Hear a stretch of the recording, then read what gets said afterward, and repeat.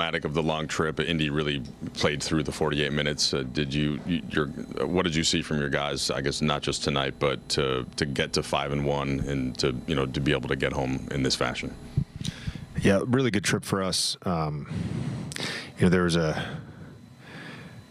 a couple games that you sort of look at, the Miami game and this game, where we get in at late in Miami, and it's like that's probably the one of 3 or 4 teams that would be like the worst case scenario, just in terms of how fast they play and how they make you guard on every possession.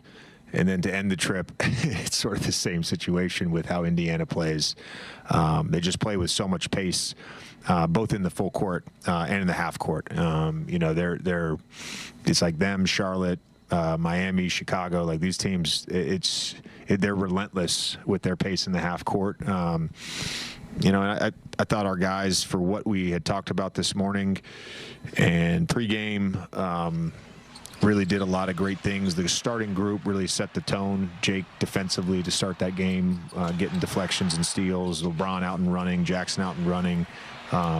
Luka and AR just being relentless with their paint touches to get, we ended up with 70. We had 40 points in the paint in the first half. So a lot, just great carryover for our team. And we talked about it at halftime. We talked about it last time we played these guys. You could have a big lead on them, and they're just going to keep playing that same style of basketball, and they're going to make you guard every single possession, and they're going to. It's fast paced, and I thought Bronny's jumper was big to kind of settle us, and then we went to the Horns 3 and with Luka, Austin, and Bron, and Austin gets the floater. Those were 2 big buckets there in the fourth. JJ, you mentioned Jackson. I think his first double-double of the year in season highs in both points and rebounds. Just what did you see from him in terms of, and he always brings that energy, but on a night like this when everyone's a little bit tired, let's say, just how important was that energy from him? It was great.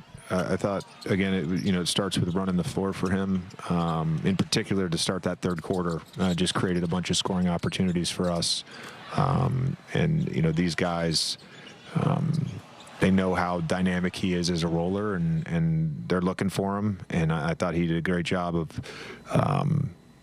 getting to the spots with pace, and then at times playing through some contact as well.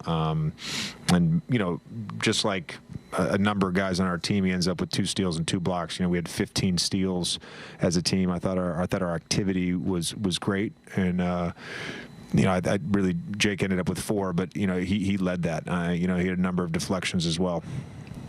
JJ, did you notice that in the fourth quarter that LeBron and Bronny went into the game together? Did that register for you at all? Well, yeah, just that they were at the table together, and yeah, we make the substitution matrix. Okay, when that first time that happened forever ago, there was so much attention to it and stuff, and kind of in the darkness, Bronny's just been kind of getting better. How much better is he today than when he started? And what does that say? I think I'm trying to remember what you called him, but like sort of like something about development, like that he's sort of like, the test case. He was going to be the test case for how you Patient zero or something. Something like that, yeah. To be able to rely on him tonight when you needed him. He's gotten significantly better. I know our staff has a lot of confidence in him. Felt like this was a game we really needed him. It was a game that, his athleticism, his defense, he had 2 really, really good defensive possessions, individual defense in the first half. I think the biggest thing with him is he's got a lot of confidence right now, and I know he didn't make his 3 tonight, but he's got a lot of confidence in his shot right now. He's having a fantastic season with South Bay. He's been arguably the best player for like the last 3 or 4 weeks in our Stay Ready games, every single time. He's got a bounce to his step right now, and I think that just comes from developing that confidence. And Zach has done such a good job with all our guys. Every time they've been down there, they've gone down there with a specific purpose and plan. That myself and Coach Ty and Zach have coordinated, and they've all allowed themselves to be coached by Zach. And you know, Bronny's, you know, we saw it last year, and we're seeing it again this year. Just his growth as a player. And you guys are now 7-1 since you guys kind of talked to LeBron about roles and different things like that. I guess it's been a couple weeks. What have you just made of his sort of like embracing of what you've asked him to do? Yeah, I used the word patience the other night, and I think that's the biggest thing, is just having patience with the flow of the game, having patience with me, having patience with his shots. You know, but we saw the other night when he was 0 for 4, 0 for 5 in the first half. He still had, you know, 5 or 6 assists. He ends up with 9 assists tonight. You know, he gets out in transition. You know, we gave him, you know, just a clear sort of, and a lot of it was collaborative. A lot of it was the conversation that him and I had a couple weeks ago about what, you know, his role could look like that would impact winning at a really high level. And we gave him 4 things, and he's executed all 4 of those things really well. Kind of looking forward, you mentioned after the Detroit game just how important health is for you guys. I looked it up, I'm forgetting that right now, but the record when you have your 9-man rotation. How will you, I guess, try to balance that down this final 8 games versus, you know, trying to continue the continuity and keeping, I guess, in the lineup together in chemistry and whatnot? Yeah, we're gonna go for it. So we're gonna try to win games, and we're gonna be smart about it. It's, you know, Dave, and I always joke with Dave every time he asks me about that, but I don't know. I didn't know Adu was going to be out after the Detroit game. I didn't know DA was going to be out until he texted me this morning, 10 minutes before our meeting, that he was struggling with his, you know, his back had tightened up. So we just manage the day. That's what we do.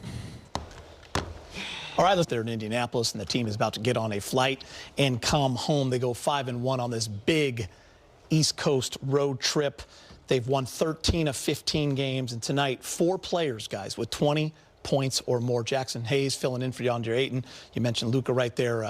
Another big game for him. LeBron, AR, the whole crew. But most impressive to me, fellas, was the mature mindset that the Lakers had coming into this game at the end of a trip after a big run, and then you're coming off a loss. From the opening tip, the defense was the story. Hot offense early as well, but they scored 29 points off 18 turnovers. Big game.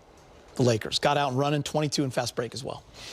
Yeah, you said it, Geeta. Realizing, you know, this being the last game of the road trip, having already succeeded on the road with I think a 5-1 record, being the last game, they needed to come out with a strong start defensively, and they did that. You could tell that they were focused, even though they were missing 3 players. They realized they had to you know, have a mindset that they were going to get the job done, next man up. And I think those 2 men were Hayes, obviously, double-double.